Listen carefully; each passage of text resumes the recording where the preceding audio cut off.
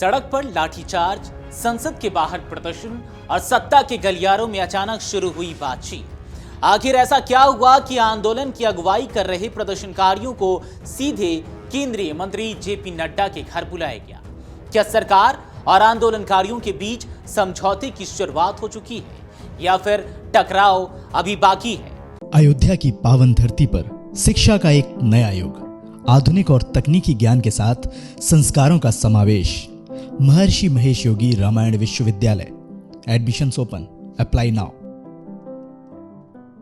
चलिए आपको बताते हैं आंदोलन के सबसे अहम मोड़ की ये पूरी कहानी। दरअसल दिल्ली की सड़कों पर नारे गूंज रहे थे, संसद की ओर बढ़ते प्रदर्शनकारियों को पुलिस रोक रही थी, कई जगह धक्का मुक्की और बल प्रयोग की खबरें भी सामने आ रही थी। ऐसा लग रहा था कि आंदोलन और सरकार के बीच टकराव और गहराएगा, लेकिन तभी कहानी ने अचानक नया मोड़ ले लिया। कॉकरोच जनता पार्टी यानी कि सीजेपी ने दावा किया कि सरकार ने खुद बातचीत के लिए संपर्क किया। संगठन के मुख्य प्रवक्ता सौरभ दास और आशुतोष रांका को केंद्रीय स्वास्थ्य मंत्री जेपी नड्डा के आवास पर बुलाया गया। करीब 2 घंटे के इंतजार के बाद दोनों नेताओं की मंत्री से मुलाकात हुई। हालांकि मुलाकात सिर्फ 10 मिनट चली, लेकिन आंदोलन की दिशा बदलने के लिए इतना समय भी काफी माना जा रहा है। इस मुलाकात के बाद सौरभ दास ने सोशल मीडिया पर जानकारी दी कि उन्होंने जेपी नड्डा को संगठन की मांगों से जुड़ा एक लिखित ज्ञापन सौंपा है। उनके मुताबिक केंद्रीय मंत्री ने आश्वासन दिया कि इन मांगों पर सरकार के भीतर चर्चा की जाएगी। हालांकि दास ने यह भी कहा कि बातचीत का समय बेहद कम रहा और कई प्रदर्शनकारियों को हिरासत में ले जाने की खबरें भी सामने आ रही है।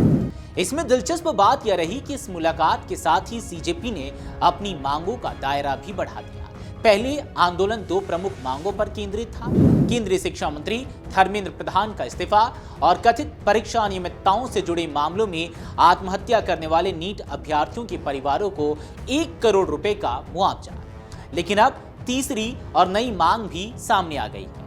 सफदरजंग अस्पताल में भर्ती सामाजिक कार्यकर्ता सोनम वांगचुक को तत्काल रिहा किया जाए। उधर बातचीत का दौर चल रहा था तो दूसरी ओर संसद मार्ग पर प्रदर्शनकारी आगे बढ़ने की कोशिश कर रहे थे। हजारों छात्र और युवा कथित परीक्षा अनियमितताओं के खिलाफ जवाबदेही तय करने और अपनी मांगों के समर्थन में संसद की ओर मार्च कर रहे थे। सुरक्षा व्यवस्था पहले से ही कड़ी थी। प्रदर्शनकारियों को रोकने के लिए पुलिस ने बैरिकेड लगाए और कई स्थानों पर बल प्रयोग किए जाने के आरोप भी लगे। इन घटनाओं ने राजधानी का माहौल और अधिक तनावपूर्ण बना दिया। इसी उथल-पुथल के बीच आंदोलन से जुड़ी एक और बड़ी खबर सामने आई। सीजेपी के संस्थापक अभिजीत दीपके ने अपना अनशन समाप्त कर दिया। उन्होंने यह अनशन तब शुरू किया था जब सोनम वांगचुक को जंतर मंतर से अस्पताल ले जाया गया था। लगभग 50 घंटे तक भूख हड़ताल पर रहने के बाद दीपके ने अपना अनशन खत्म किया, लेकिन यह भी स्पष्ट कर दिया कि आंदोलन अभी समाप्त नहीं हुआ। अब पूरा घटनाक्रम एक अहम मोड़ पर खड़ा है। एक तरफ सरकार और आंदोलनकारियों के बीच बातचीत की शुरुआत हो चुकी है, दूसरी ओर प्रदर्शन जारी है और मांगे भी पहले से ज्यादा स्पष्ट और व्यापक हो गई है। ऐसे में सबसे बड़ा सवाल यही है, क्या यह 10 मिनट की मुलाकात किसी बड़े समाधान की शुरुआत बनेगी या फिर संसद और सड़क के बीच यह संघर्ष आने वाले दिनों में और तेज होगा?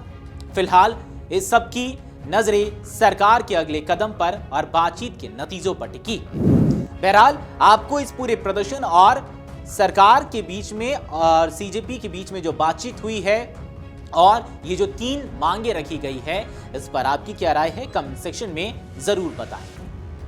अगर आप ये वीडियो YouTube पर देख रहे हैं तो हमारे चैनल को सब्सक्राइब कर बेल आइकन दबाएं और Facebook पर देख रहे हैं तो हमारे पेज को लाइक करें।